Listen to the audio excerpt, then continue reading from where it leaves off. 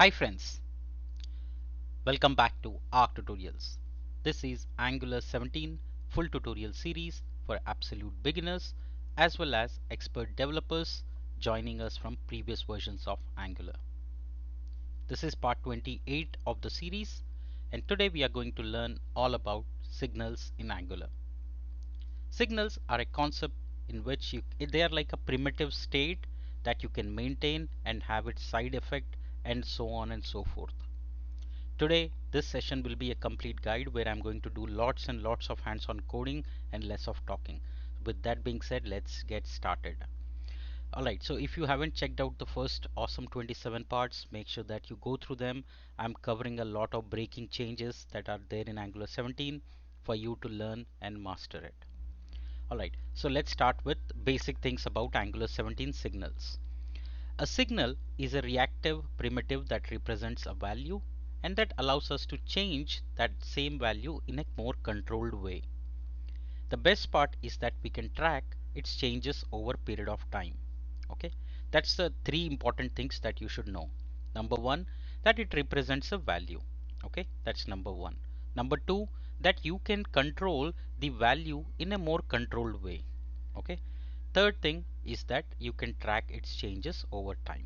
Remember these 3 points. Let's get started. I'm going to open up my notes. Alright, so let's make the Angular 17 notes of signals. Alright, if you are new here, make sure you subscribe to the channel. If you are already a subscriber, make sure you continue to show your love by liking the videos. Alright, so what is a signal? A signal is a primitive reactive primitive to store data, to store values. Okay, we can update slash change values in more controlled way. I'll show you how that is done. Last thing, we can track changes in the signal. Okay, whenever we want, wherever we want. All right, those are the three important things that you should know. Now that being said, I'm going to create a quick component by typing ng generate C component, and the name of the component is signal in our case. You can give any name of your choice. If you are new here, don't know what is a component, how it works, please refer to my earlier episodes. So I created a component which is a standalone component. You can refer here. Its standalone is true. This is the signal component we just created. Alright, perfect. So far so good. Now the next thing I'm going to do is go to my app routes and throw in a route for our signal so that we can test it and work with it. So make it signals component and signal component. When I do that, Visual Studio Code will auto complete and bring in the required files. If you are using any other editor, it may not bring it, so you might want to manually import this, else it will give you error.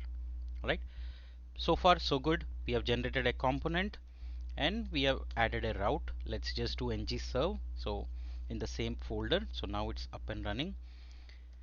Localhost. Alright, and I'm going to do signals.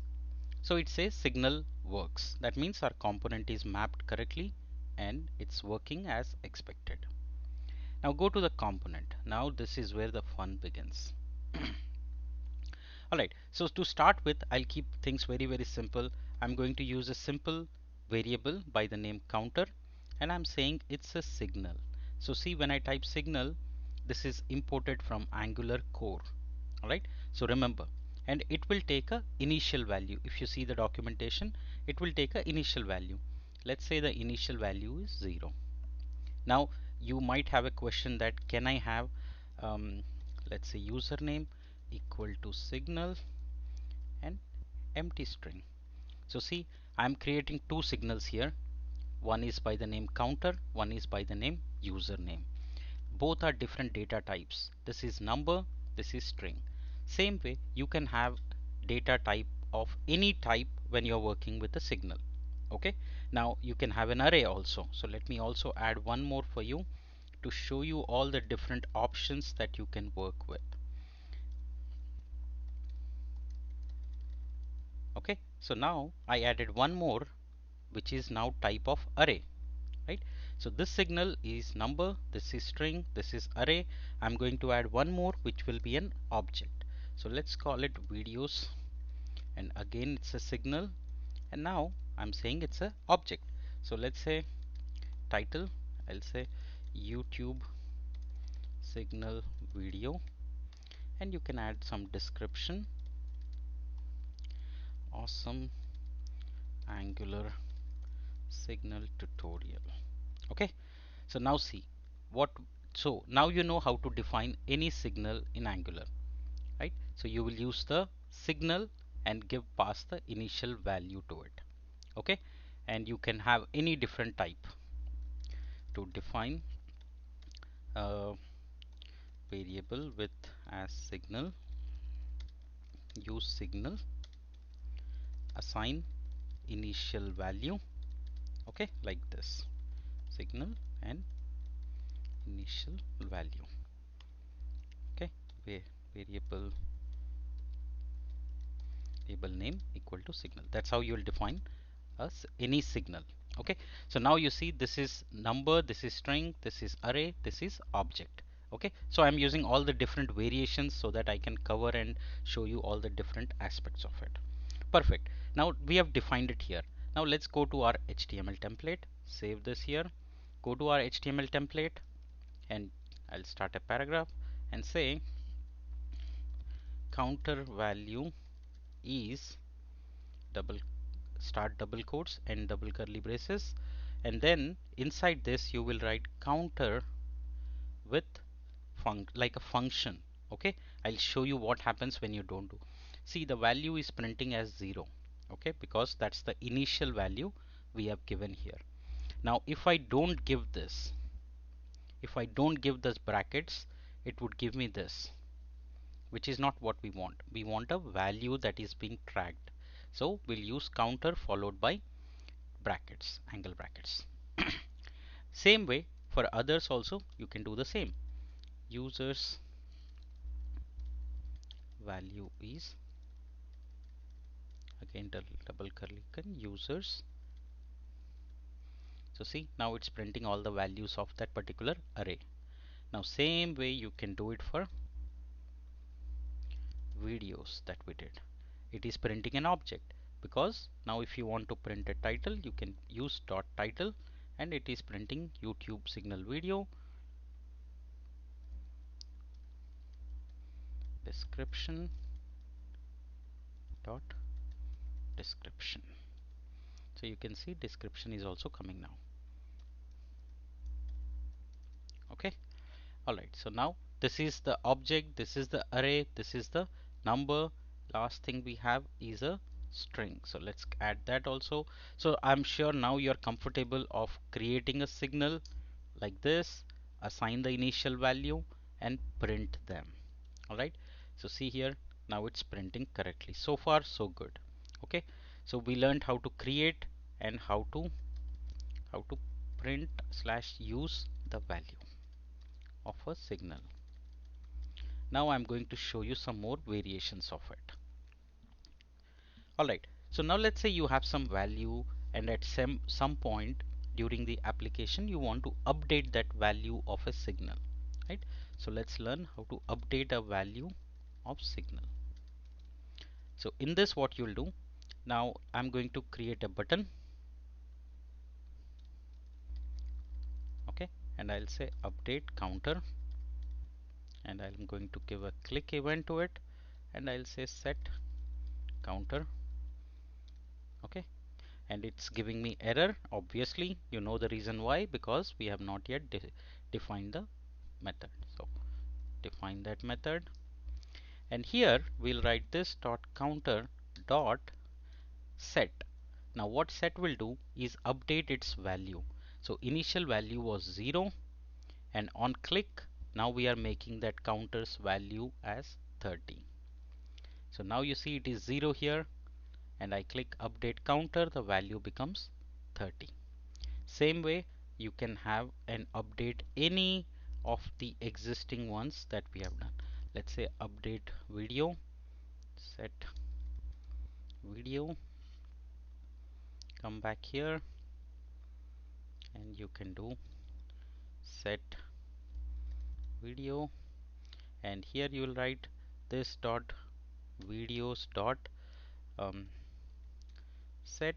Again you can pass some new value, which is, let's say, new title, and you will write description, new description. All right, so far so good. Now when you click, what are we doing? We are updating the videos. Now I click on counter, this becomes 30. I click on videos and these two gets updated with the new.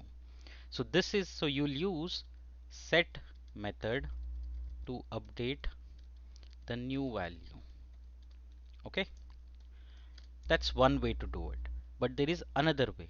Let's say you want to update a value, right? So set, you can use it for setting a initial value, or you can use update also.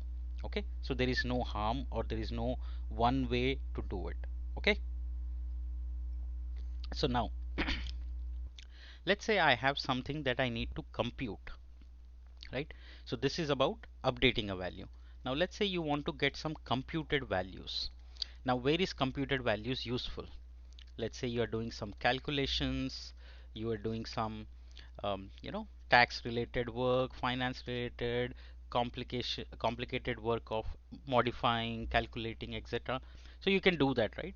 So I'm going to do here I'm let me just say set counter and set video, and I'll copy this button again, and I'm going to say update counter. I'll write one more method which I'll call it update counter. Go here, update counter. Now see this update counter. Now this one will take a different approach. Okay, here what we'll do is we'll use update method. So here I'm going to say this dot counter dot update. Now see here, update will take a value as a function, and then you can do whatever based on its current value. So I'm saying I'll pass the counter, and whenever you get, say, add 50 to it. So now what this will do, update, is it will take the current value and you can do some computation, some modifications, etc. to it. Okay, now let's go ahead and test this one. So I click on first set counter, it says 30. I click on update counter, it became 80, because update says take the current value. The current value was 30. Let me refresh and show you again. Initial value is 0. I click on set counter, it becomes 30. Now I click on update counter, it becomes 80. That means it's taking the current value of the counter, which is 50, and then adding 30, and then adding 50 to it, which becomes 80. So update method will take, it's like a computed value, right? So use update method to manipulate slash compute with current value. When you want to do something modifications with the current value, you'll use the update method. That is the update. So we covered set, we covered update. Now I'm going to show you some more variations of it. Okay, now let me know if you are finding it difficult to understand or something, but I'm trying to make it very simple. Okay, so these are the important things that you should know about compute. The next important thing that you should know about signals is called effect. Now what is effect? Effect means, let's say user deletes some data, right? Obviously some API call should happen and some logging should happen, etc. So this is the action, this is the effects, right? That means when you do perform some action, or when some data changes, when some state changes, you might want to call some other actions or tasks which are called effects. Okay, so effect is nothing but what should happen once the value gets changed. Now in Angular with signals it's pretty easy. So what we'll do is we are going to create a constructor inside this class, and inside the constructor we will write effect like this. It's a callback function just like this, and effect is again imported from angular slash core.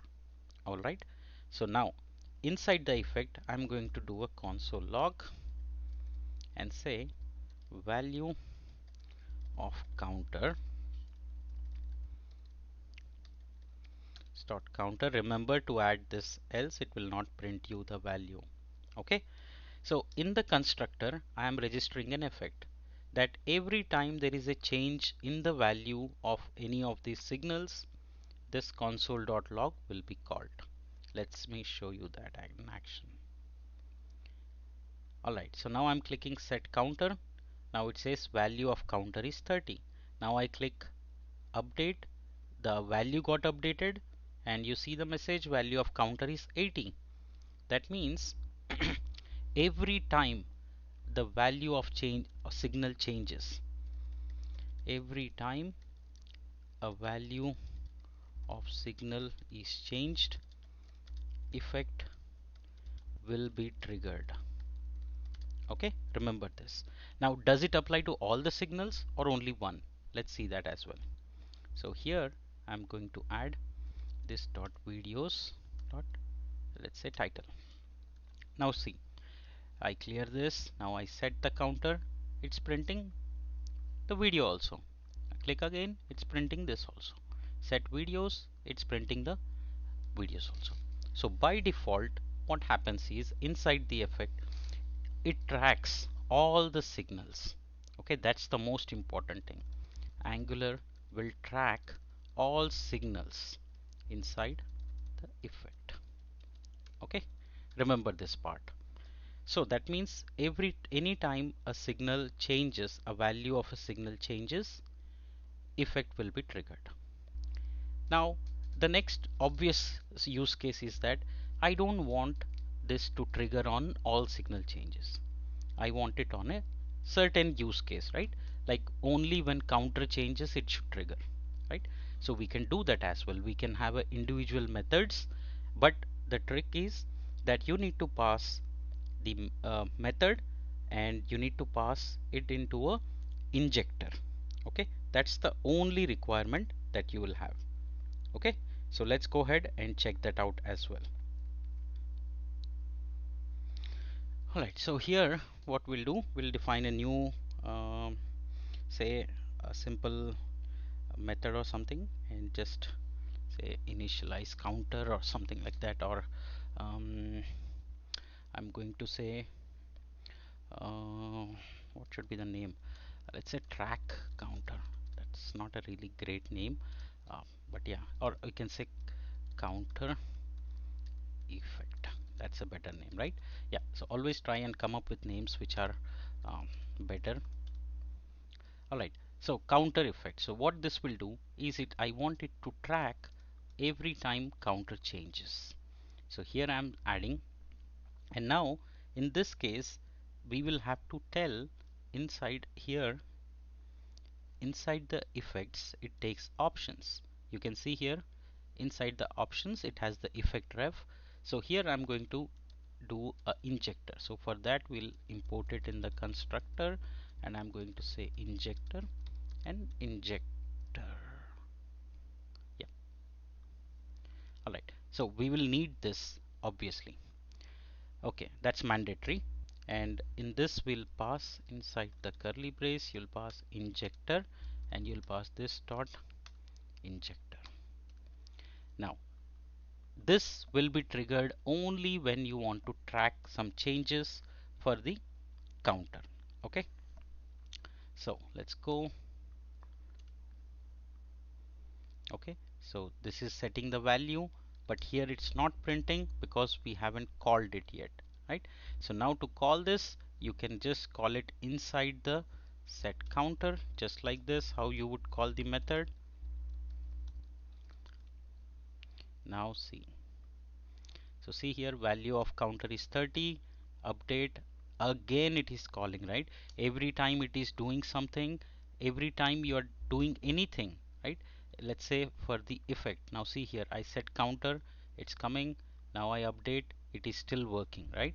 That means every time counter changes, this would be triggered. Okay, so that's how you can write effects for custom signals, or you can have all in one go in a constructor. Okay, now so the next one is custom effects using use a implement a effect method and call on counter update. All right, so those are the things that you should know about signals. Okay, we'll do a lot of practicals around it. I showed you computation, you can use update and do some computation. There is also something called this dot counter dot um, call, bind. These are all the regular ones that we use. Update, set is what you basically need, and as read only also you can do, so that way you can lock a particular signal and use it as a read only. All right, so that's all I want you to know about signals at this point. It's a fairly new topic for a lot of you, so make sure that you go through this notes, go through these examples that I've created, try and replicate it as it is. It's important, and then we can always improve upon. All right, I hope it makes easy. I hope you're following. I hope you like this tutorial. Please do like, share, comment, and let me know if you have any questions I can help out with. In the next episode, we'll start learning about directives. There are a lot of new template control flows as part of the directives, so which we will learn, and it's going to be fun journey. I hope I see a lot of comments that you guys are putting in. Thank you so much for that love and feedback. I absolutely read and I'm trying to reply to each one of you. So thank you so much for joining in this episode. If you like my work and tutorials, please do consider buying me a coffee at buymeacoffee.com/arctutorials. Thank you so much. See you in the next episode.